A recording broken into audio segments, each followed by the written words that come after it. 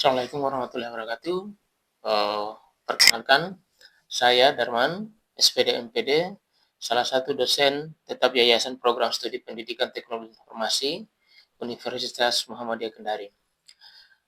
Saya mengampu mata kuliah pada semester ganjil dan semester genap, meliputi mata kuliah Kurikulum Pendidikan Teknologi Informasi, Manajemen Pembelajaran TI, Difusi Inovasi Pendidikan, Desain Pembelajaran TI, Seminar Proposal, Pengembangan Sumber Belajar, Pendidikan Psikologi, Manajemen Kelas, Teknik Penulisan Karya Tulis Ilmiah, dan mata kuliah Sistem Informasi Manajemen.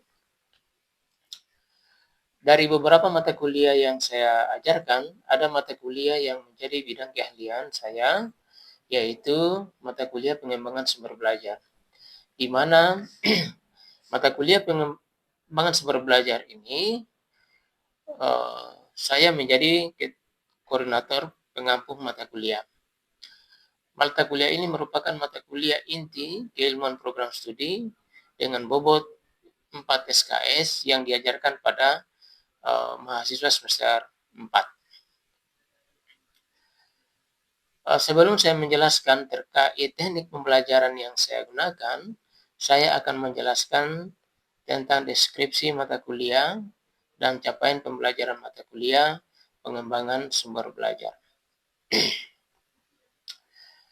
Mata kuliah pengembangan sumber belajar merupakan mata kuliah inti dalam rumpun keilmuan program studi yang bertujuan membekali mahasiswa dengan pemahaman mendalam mengenai konsep, jenis, dan karakteristik sumber belajar yang mendukung efektivitas proses pendidikan. Mata kuliah ini juga mengembangkan kompetensi mahasiswa dalam merancang dan menghasilkan inovasi pembelajaran berbasis sumber belajar yang efektif, kreatif, dan aplikatif, serta kemampuan mengevaluasi model, produk, dan praktik inovasi pembelajaran sesuai dengan perkembangan teknologi dan kebutuhan pendidikan. Adapun capaian pembelajaran mata kuliah pengembangan sumber belajar adalah 1. Menganalisis konsep, jenis, dan karakteristik sumber belajar yang relevan untuk mendukung proses pendidikan dan pembelajaran.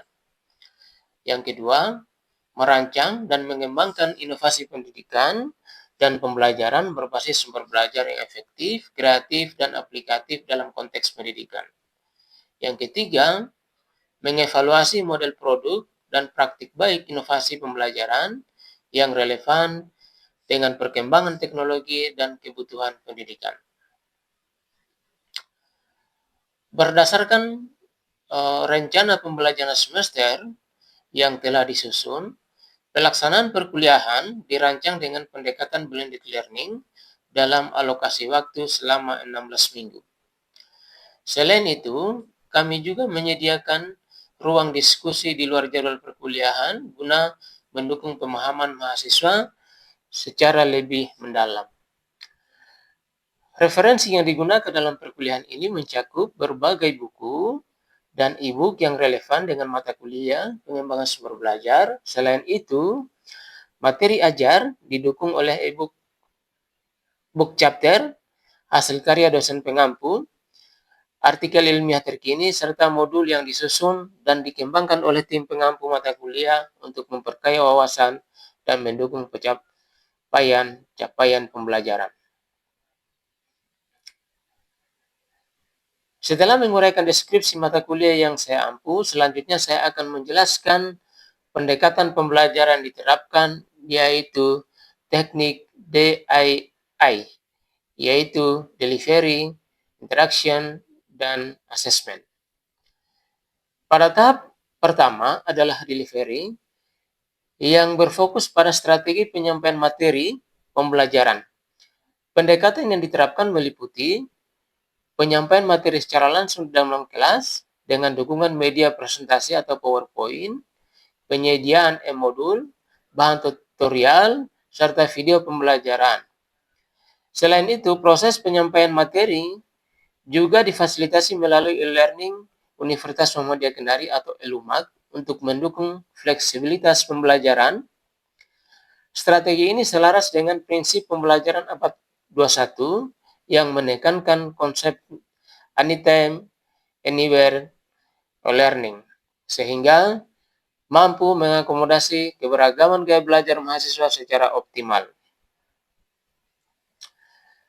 Tahap kedua adalah interaction, yang menekankan pada pembangunan komunikasi dua arah dan kolaborasi antara dosen dan mahasiswa maupun antar mahasiswa.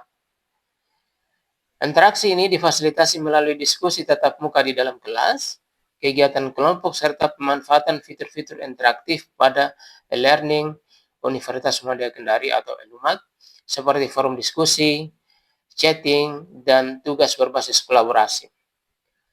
Pendekatan ini dirancang untuk meningkatkan keterlibatan aktif mahasiswa dalam proses pembelajaran, sekaligus mendorong pengembangan keterampilan berpikir kritis, kreatif, dan kemampuan bekerja sama sebagai bagian dari kompetensi abad 21. Tahap ketiga adalah asesmen yang berfokus pada perancangan strategi evaluasi untuk mengukur pencapaian kompetensi mahasiswa secara holistik. Mekanisme penilaian telah ditetapkan dan disepakati bersama pada pertemuan awal perkuliahan melalui kontrak perkuliahan dengan ketentuan bahwa salah satu persyaratan dasar untuk memperoleh nilai adalah tingkat kehadiran minimal 80%. Skema penilaian dirancang untuk menilai aspek konseptual dan praktis mahasiswa yang terdiri atas tugas UTS, tugas UAS, dan UAS. Adapun pembagian bobotnya adalah nilai tugas, kuis, dan aktivitas forum diskusi daring dikonversi menjadi tugas UTS dan tugas UAS dengan bobot masing-masing sebesar 17%, sedangkan nilai UTS dan UAS diperoleh melalui rekapitulasi produk media pembelajaran yang dihasilkan mahasiswa berdasarkan urutan topik perkuliahan dengan bobot masing-masing sebesar 33%. Selain menggunakan metode penilaian konvensional, e-learning Universitas Muhammadiyah Kendari juga turut diintegrasikan sebagai media pelaksanaan asesmen daring, meliputi pengumpulan tugas, pelaksanaan kuis online, serta penyampaian umpan balik secara cepat dan transparan. Pendekatan penilaian yang komprehensif ini dirancang untuk memastikan objektivitas, akuntabilitas, dan capaian pembelajaran secara optimal. Baik, demikianlah tadi uraian tentang teknik pembelajaran yang saya lakukan. Setelah ini, saya akan menunjukkan video pembelajaran yang dilakukan secara langsung di kelas terkait mata kuliah pengembangan sumber belajar. Terima kasih dan selamat menyaksikan. Assalamualaikum warahmatullahi wabarakatuh. Baik, Assalamualaikum warahmatullahi wabarakatuh. Waalaikumsalam warahmatullahi wabarakatuh. Gimana teman-teman hari ini? Alhamdulillah pada kesempatan hari ini kita pasti kembali di mata kuliah pengembangan sumber belajar, di mana pada pertemuan kali ini kita akan membahas terkait tren dan inovasi dalam pengembangan sumber belajar. Mampu menjelaskan perkembangan terkini sumber belajar. Kemudian yang kedua adalah mahasiswa mampu mengidentifikasi tren terkini inovasi pengembangan sumber belajar. Jadi kalau kita lihat perkembangan sumber belajar seiring dengan perkembangan teknologi, maka yang bergeser sumber belajar itu bergeser dari misalnya dari mengandalkan komputer sekarang beralih ke digital. Ya, digital. Seperti yang dari kita temukan bahwa pembelajaran saat ini sudah berevolusi ke digital. Jadi kalau kita lihat yang cepat seiring dengan perkembangan teknologi. Salah satu aspek yang juga mengalami evolusi signifikan adalah pengembangan sumber belajar. Nah ini sumber belajar itu kalau dulu di era misalnya sebelum 2000-an ya, atau 2000-an itu sumber belajarnya masih mengandalkan buku. Ya. Sekarang sudah beralih ke digital. Jadi pesan tadi itu bisa mengakses sumber belajar di mana saja dan kapan saja dan bisa berinteraksi dengan materi ajar. Kemudian dia bisa fleksibel. Dan dengan menggunakan teknologi digital itu maka kita bisa belajar di mana saja kapan saja kita butuhkan sesuai dengan apa? Sesuai dengan sesuai dengan apa gaya belajar kita. Ya.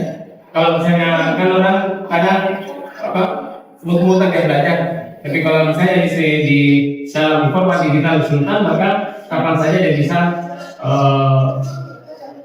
belajar. Tentang tren dan inovasi ini sangat penting bagi pendidik. Ya. Supaya bisa mendesain sumber belajar yang relevan dengan kebutuhan sehari-hari, terutama perguruan tinggi yang apapun teknologi ini, apalagi istilahnya itu ya, siswa yang gede. Ya. Berbeda kalau masih zamannya kita dulu dengan yang sekarang. Karena itu maunya yang sumber belajarnya itu sudah ada di HP-nya dari yang baru. Kemudian yang kedua memanfaatkan teknologi secara kreatif dan efektif untuk mendukung proses belajar. Kemudian menjajaki perubahan yang siap menghadapi tantangan dan peluang pendidikan masa depan. Jadi Anda dengan punya kemampuan untuk membuat sumber belajar maka itu bisa dijadikan adalah sebuah peluang.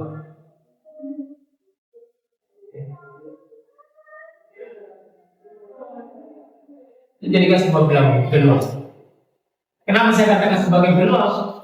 Dengan Anda membuat saja e-book saja sebagai sumber belajar yang kemudian nanti akan digunakan guru, itu kan bisa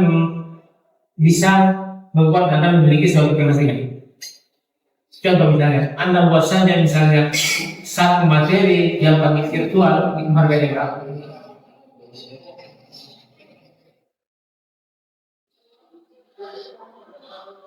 Satu gambar saja yang AR itu harganya tidak kurang dari 100.000.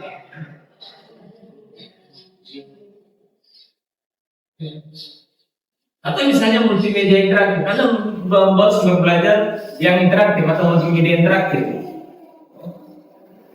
pasti akan mendapatkan satu apa ya istilahnya?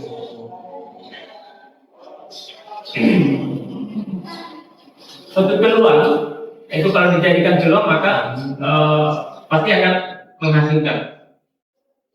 Ya, oke.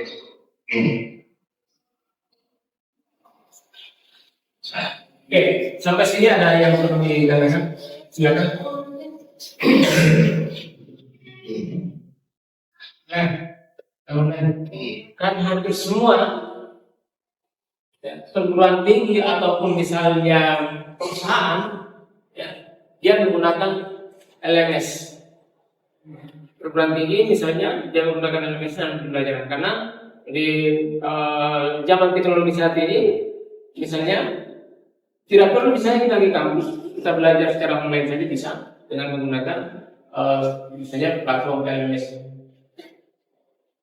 Sudah banyak contoh misalnya UT itu kuliahnya online. Nah, kuliahnya Muhammadiyah ada Cyberroom. Kalau Anda kuliah di Cyberroom, Anda bisa tidak ada tatap muka yang seperti ini. Mereka kuliah berdasarkan LMS. Seperti itu.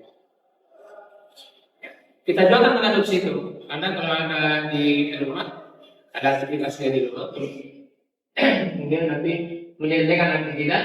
Nah, ini contoh yang ada, ini ada contoh Elomak yang dikembangkan oleh universitas. Ini semua materi saya sedang simpan di sini, termasuk mata kuliah ini. Nanti Anda bisa mengakses materinya yang ada di Elomak.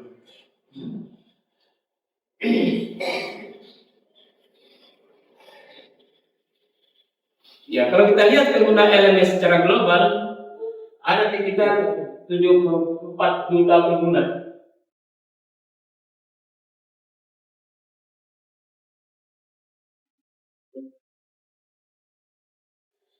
Jadi sangat tinggi penggunanya. Pengguna LMS itu.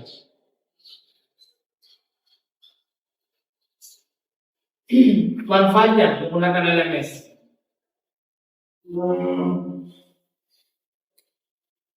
Akses dan fleksibilitas.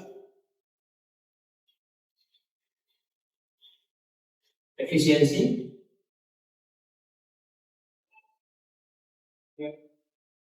Hanya elemen berbasis slot menggunakan akses kapan dan di mana saja.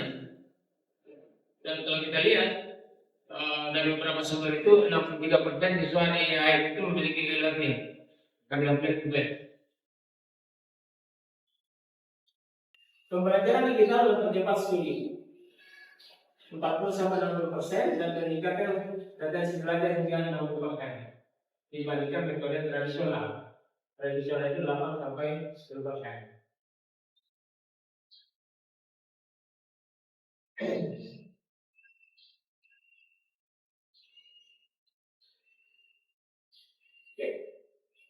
Yang kedua, institusi dapat menambah atau merevisi modul lebih cepat.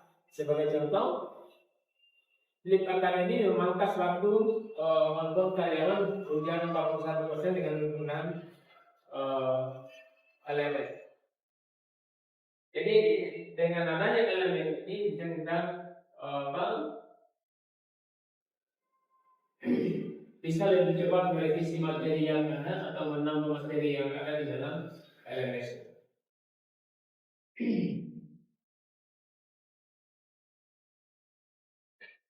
Kemudian pelajaran dan analisis. LMS menawarkan pelajaran fasilitasi, program dan kepatuhan otomatis, mengurangi beban administrasi guru dan lembaga.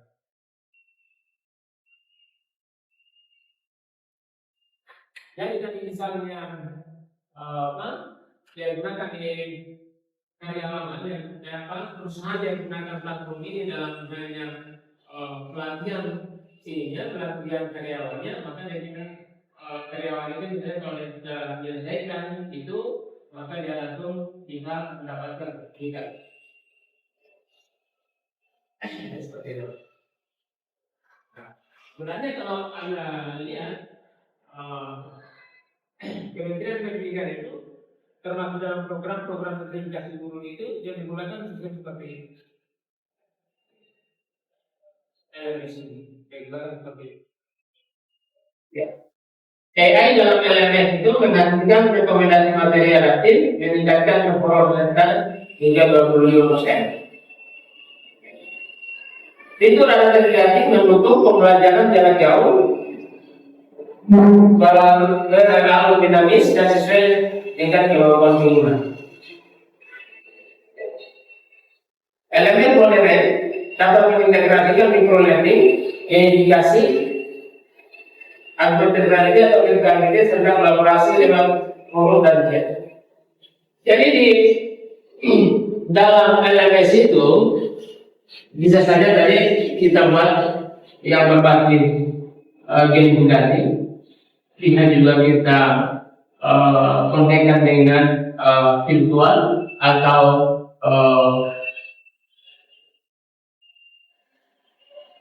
yang lain bisa.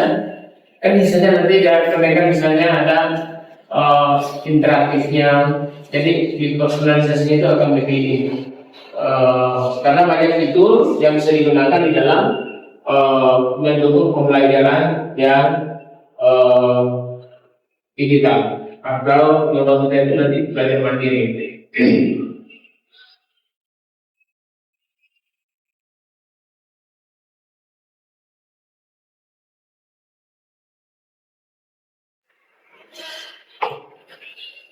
Kalau kita itu tadi kombinasi antara tatap muka dan digital.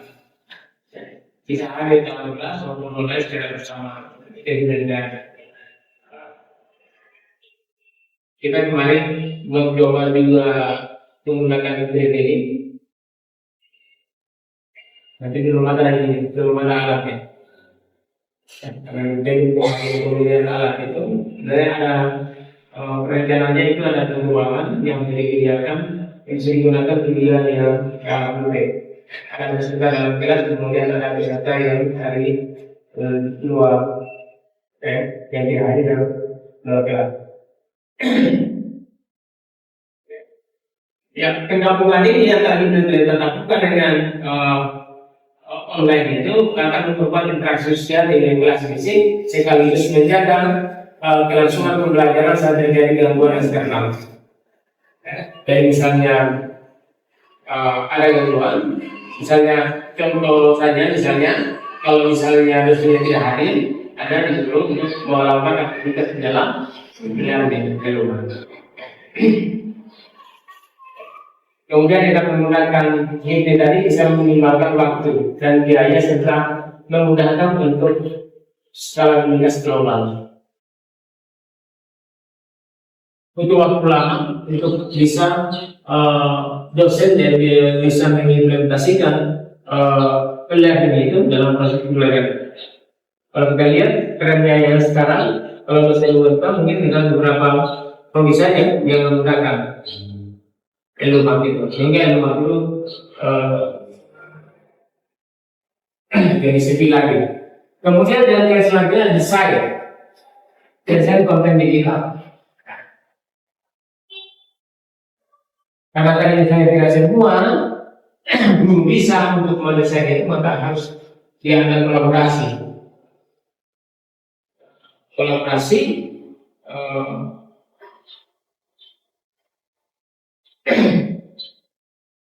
Dengan orang yang paham dengan teknologi.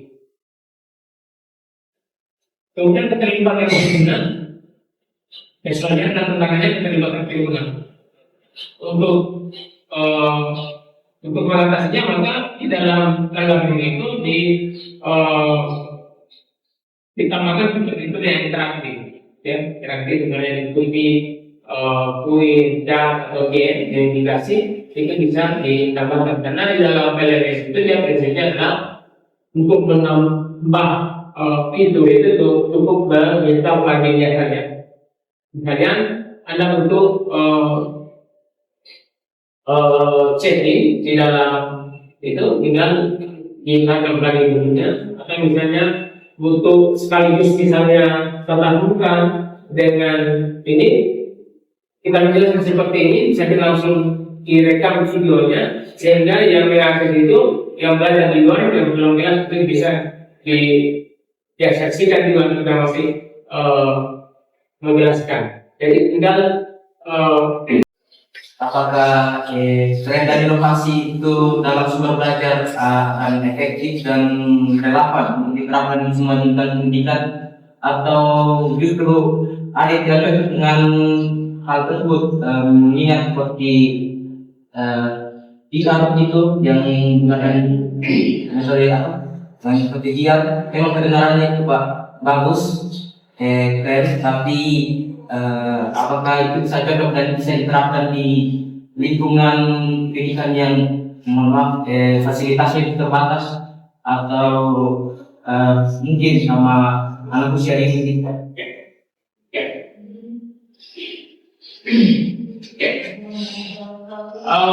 Terkait tadi misalnya penggunaan tren terkini, misalnya penggunaan VR itu akan cocok dengan misalnya di PAUD, ISD atau apa. Itu sebenarnya kalau VR itu memang cocok semua jenjang, tergantung desain isinya itu disesuaikan dengan karakteristik serta didik. Tidak mungkin misalnya anak PAUD yang mengikuti di dalam misalnya yang melakukan pasti isinya terkait dengan pelajaran PAUD. Kalau misalnya diterapkan di arsitek misalnya, maka itu semua bangunan jadi. Misalnya isinya di dalam adalah organ tubuh manusia. Ya, sekarang kan kalau praktikum apa beda itu, dia tidak perlu misalnya dia sentuh ininya, cuma dia menggunakan teknologi, bisa operasi jarak. Oke. Ini tergantung analisis karakter tertentu. Cocok atau tidak? Misalnya, kalau misalnya ya contoh yang lain misalnya, kalau misalnya kita buatkan yang yang video pembelajaran, tentunya video pembelajaran itu kita sesuaikan juga dengan karakter seperti ini. Kira-kira gaya belajarnya siswa ini seperti apa? Kalau misalnya siswanya suka nonton video, maka biasanya kita ambil seperti itu. Jadi kalau VR itu sebenarnya itu semua ada, tapi pasti ada kendala kalau misalnya ada sekolah-sekolah yang tidak mampu, karena biaya VR itu satu kacamata itu sekitar 8 juta. Kemudian yang jual belinya harus punya keahlian untuk mengembangkan itu di dalamnya ini. Walaupun sebenarnya kalau kita cari di sumber-sumber internet itu sebenarnya sudah ada platform yang menyediakan gambar-gambar yang menjadi di sini. Tinggal nanti bagaimana kita mengambilnya, nanti kita integrasikan ke dalam itu. Ya, yang lagi.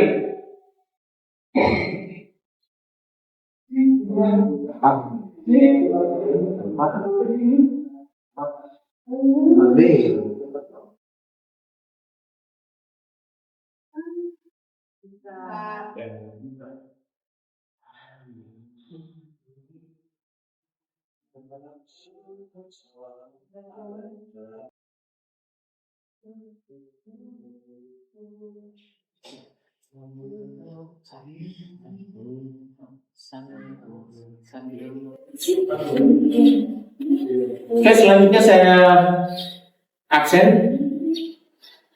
Dengarkan namanya. Ada Nur Ain berubah. Fakrul Ihsan berubah. Satria berubah. Oke, kalau tiada pertanyaan saya kira demikian pertemuan kita hari ini. Nanti kita lanjut lagi di minggu depan.